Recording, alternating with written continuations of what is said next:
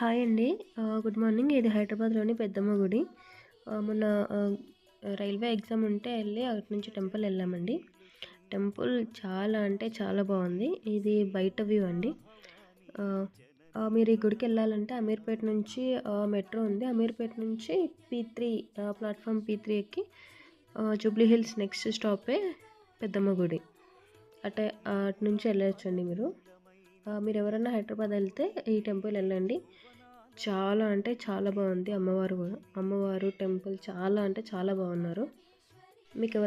మీకెవరికైనా వీలైతే టెంపుల్ ఎళ్ళండండి. చూసి రండి. ఇంకొకటి ఇది చూపిస్తున్నా కదా కాయిన్.